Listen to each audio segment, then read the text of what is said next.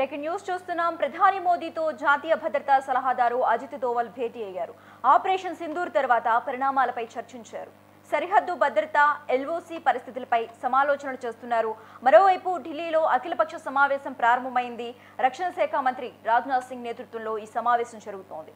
Operation Sindoor గురించి అఖిలపక్ష నాయకులకు కేంద్రం వివరిస్తోంది. ఈ భేటీలో అమిత్ షా, నిర్మలా, నడ్డా, రిజిజు, ఓవైసీ, ఖర్గే, రాహుల్ గాంధీ, లావు కృష్ణదేవరాయలు, మిథున్ రెడ్డి హాజరయ్యారు. భద్రతా చర్యలను రాజ్నాథ్ సింగ్ వివరిస్తున్నారు. అయితే ఇప్పటికే రాష్ట్రాలను అమిత్ షా అప్రమత్తం చేశారు.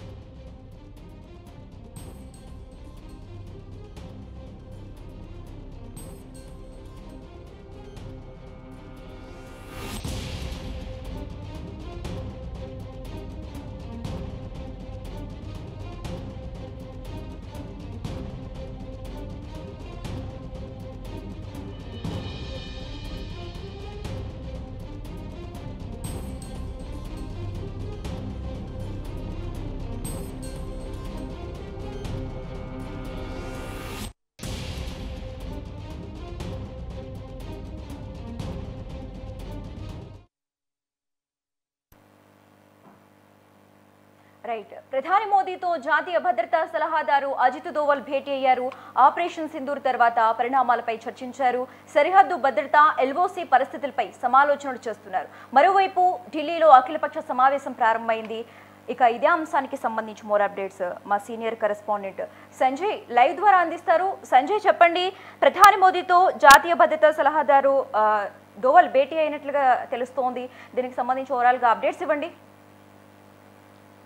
శశిరేఖ, ఇప్పటికే అఖిలపక్ష సమావేశానికి హాజరైన ప్రధానమంత్రి, ఆయనతో పాటు రక్షణ మంత్రి కావచ్చు, లేకుంటే అదేవిధంగా హోంశాఖ మంత్రి అమిత్ షా కావచ్చు, ఇప్పటికే అఖిలపక్ష సమావేశంలో ఏదైతే అఖిలపక్షానికి సంబంధించిన రాజకీయ నేతలందరికీ కూడా ఏది జాతీయ భద్రతకు సంబంధించిన అంశాలన్నింటినీ కూడా వివరణతో కూడిన వీడియోను కూడా ప్రచురించి వారికి అంతరంగిక భద్రత కావచ్చు, అదేవిధంగా జాతీయ భద్రతకు సంబంధించి ఇప్పటికే వివరణ ఇవ్వడం జరిగింది. అదేవిధంగా మరి కొద్దిసేపటి కిందటే ఏదైతే జాతీయ భద్రతా సలహాదారైన అజిత్ దోవల్ ప్రధానమంత్రి మోడీతో సమావేశం జరగడం జరిగింది. దీనికి సంబంధించి ఇప్పటికే ఉగ్రదాడి అనంతరం ఏది రెండు దేశాల మధ్య ఎదుర్కొన్న పరిస్థితులను, ఏదైతే క్లిష్ట పరిస్థితులు కావచ్చు, ఉద్రిక్త పరిస్థితులన్నింటినీ కూడా పర్యవేక్షిస్తూ వస్తున్న జాతీయ భద్రతా సలహాదారు ఆపరేషన్ సింధూర్ అనంతరం ఏదైతే పాకిస్తాన్ పైన 9 ఉగ్ర స్థావరాలపైన దాడి చేసిన అనంతరం ఆపరేషన్ సింధూర్ సక్సెస్ అనంతరం కూడా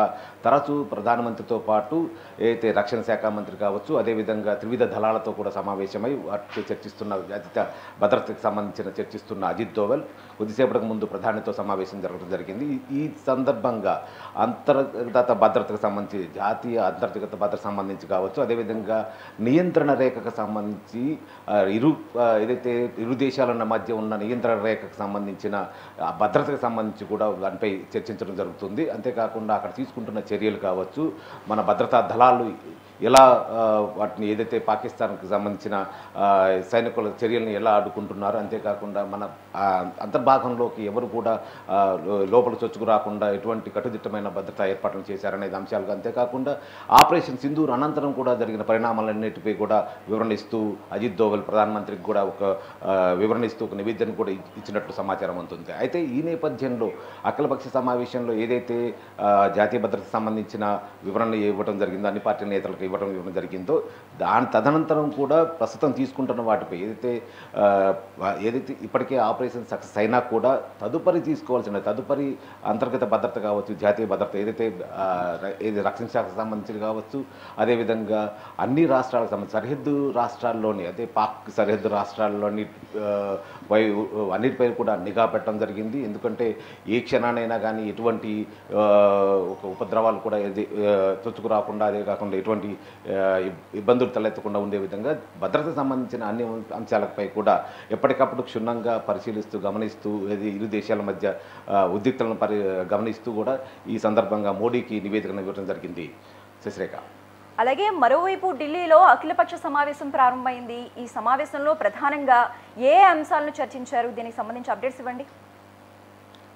హోంమంత్రి అమిత్ షా నేతృత్వంలో ఈ అఖిలపక్ష సమావేశం ఇప్పుడు కొంచెంసేపటి ముందే ప్రారంభమైంది. ఈ సమావేశంలో అమిత్ షా అయితే అఖిలపక్షానికి సంబంధించిన అన్ని రాజకీయ పార్టీలకు సంబంధించిన వారందరితో కూడా ఏదైతే కూలంకషంగా చర్చించడం జరిగింది. ఏదైతే ఎటువంటి ఆపరేషన్ జరిగింది, మనం సైనిక స్థావరాలు అయితే ఉగ్ర స్థావరాలపై ఎటువంటి దాడులు జరిగింది అనేది కూడా వివరణతో కూడిన వీడియో రూపంలో అఖిలపక్ష పార్టీలకు సంబంధించిన నేతలకు అమిత్ షా వివరణ ఇవ్వడం జరిగింది. తదనంతరం కూడా అంతర్గత భద్రతకు సంబంధించి కూడా ఎటువంటి చర్యలు తీసుకుంటున్నాము, అన్ని వైపుల నుంచి మన భద్రతా బలగాలు ఎటువంటి రక్షణ కల్పిస్తుంది, అంతేకాకుండా దేశవ్యాప్తంగా ఎటువంటి ఉద్రిక్తత చోటు చేసుకోకుండా పౌరుల భద్రతను ఎలా కల్పిస్తున్నాం అనే అంశాలపై కూడా ఏదైతే అమిత్ షా అఖిలపక్ష నేతలకందరికీ కూడా వివరణ ఇవ్వడం జరిగింది. అంతేకాకుండా ఒక తాటిపైకి రావాలి, ఎందుకంటే భద్రత విషయంలో, జాతి భద్రత విషయంలో కావచ్చు, అంతేకాకుండా ప్రజలను ఎటువంటి ఇబ్బందులు కలగకుండా, ఎటువంటి అపాయం జరగకుండా ఉండేందుకు రక్షణ శాఖకు సంబంధించి కావచ్చు, లేకుండా మనకి అన్ని రంగాలకు అన్ని శాఖలకు సంబంధించిన సమన్వయంతో ఎలా ముందుకెళ్తున్నాము, అంతేకాకుండా పాకిస్తాన్ని ఎలా ఎదురు దెబ్బ కొడుతున్నాము అనే అంశాలన్నింటి కూడా కూలంకుషంగా అఖిలపక్ష నేతలకు అమిత్ షా వివరించడం జరిగింది. అయితే ఈ సందర్భంగా కానీ ఎప్పుడు కూడా గత కొంతకాలంగా ఇప్పుడు కేంద్రంపై కావని కేంద్ర ప్రభుత్వంపై విరుచుకుపడే అఖిలపక్ష నేతలందరూ కూడా ఒకసారి పాకిస్తాన్తో అదే ఉగ్రదాడి జరిగిన అనంతరం, పాకిస్తాన్పై ఆపరేషన్ సక్సెస్ అయిన అనంతరం జై హింద్ అంటూ నినాదాలు చేస్తూ అఖిలపక్ష నేతలందరూ కూడా, అన్ని పార్టీ నేతలందరూ కూడా కేంద్రానికి మద్దతిస్తున్న తరుణంలో ఇదంతా ఒక క్లిష్ట సమయం. ఇది ఉద్రిక్తలు నెలకొన్న పాకిస్తాన్కి ఇండియాకు మధ్య ఉద్రిక్తలు చోటు చేసుకున్న సమయంలో ఇదంతా క్లిష్ట సమయం కాబట్టి తప్పనిసరిగా దేశ భద్రత విషయంలో కావచ్చు, దేశంలో అంతరంగిక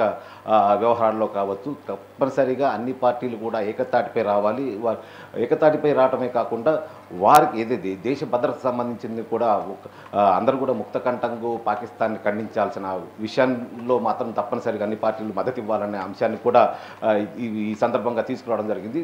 ఇందులో భాగంగానే ఇప్పటికే అన్ని పార్టీలు కూడా కేంద్రానికి మద్దతు ఇవ్వటం, అదే భద్రతాపరమైన అన్ని అంశాలకు కూడా కేంద్రానికి మద్దతు ఇవ్వడంతో పాటు ఈరోజు అఖిలపక్ష సమావేశం కూడా అన్ని పార్టీలు నేతలందరూ కూడా హాజరై మేమున్నాము, అందరం ఒక తాటిపై వెళ్దాము, భద్రత విషయంలో ఎటువంటి వెనకంజ వేసేది లేదు అంటూ కూడా ముక్తకంఠంతో అమిత్ షాకు వారికి మద్దతు తెలిపినట్లు తెలుస్తుంది.